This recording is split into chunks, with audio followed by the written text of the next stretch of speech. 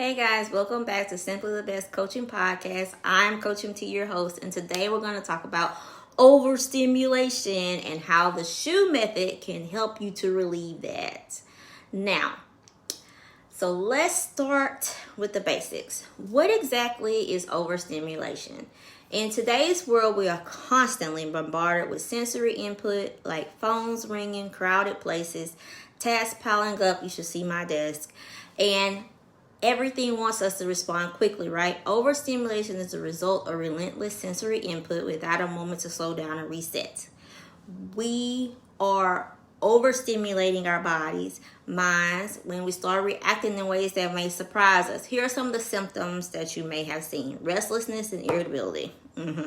You feel like you can't sit still, you're snapping at the smallest things. Some of the physical symptoms will look like anything from tension, headaches, fatigue, and even upset stomach. Emotional overload, you'll be on the verge of tears from the smallest tasks. Then 4, mental fatigue. This is where you find it hard to focus, remember things, and make decisions. No coincidence that we have mental fog with COVID, right? Does any of that sound familiar? I'm sure. Overstimulation is more common than you might think, especially in fast-paced environments. The good news is I have a tool, the shoe method, that will help you with this. It is a step-by-step process that I developed to help ground yourself, reset your mind, and regain a sense of calm and control. Here's how it works. We're going to start with S. S is for stop. The first step is simply to stop when you're overwhelmed. Just take a moment, hit pause, give yourself permission to halt everything for a second. It's easy to think that we need to keep pushing, but that only builds up your stress. Instead, say, hey, I feel that I'm overstimulated. Recognizing this is half of the battle. Next, what you're here for. H, to heal. Next time, let's talk about healing. In this case, it means taking steps to soothe your sensories, to find a quiet space, dim lights, and listening to some calm music. Anything that is going to help you heal. It could even be a quiet physical space. Finding the tools to help you respond. Next, we're going to go to O, observe. Once you're in the more centered place, observe what was going on around you, within you, and causing you to be overstimulated. The specific triggers. Observing allows you to gain insight about the patterns, environment, and that's amplifying your stress at that time. Then E, engage. Finally, we're going to engage. That looks like having a clear picture of what's overstimulating you and yourself. Take time to center yourself. Engage with intention. Means setting boundaries, taking breaks, reapproaching tasks with a calmer, clearer perspective. Engagement does not mean diving right back into the chaos. Now, these tools to manage your input.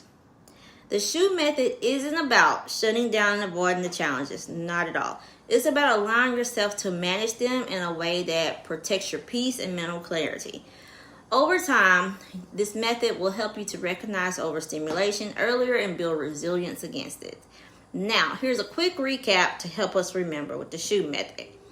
We're going to think these shoes don't fit, so we're going to stop, take a moment to pause, heal, find something that soothes us. 3, observe what's really going on. 4, moving forward with intention and boundaries. When you're feeling overstimulated, remember that you are in control. You have the power to stop, heal, observe, and engage. And if this method resonated with you and you feel like you want to give it a try, please do the next time you're feeling overwhelmed. I want to take a quick moment to point out a overstimulated moment that's being exacerbated for entertainment. You guys have noticed and maybe watched and shared some of the videos where you see people engaging in altercations. That's for merely entertainment. Those people are overstimulated for whatever reason. You may, 1, see someone fleeing and being chased, and then 2, you may see someone being boxed in and reacting. One of the best pieces of advice I got when I first entered the mental health space from one of my supervisors, for those of you who don't know, I have been a licensed nurse in the mental health field for over 15 years, and she said she's been on this job for 30 years and never been hit. Now, what she said was, I don't chase people. And that is the thing that carried me through in all the years that I have worked. And I started out in the streets, y'all.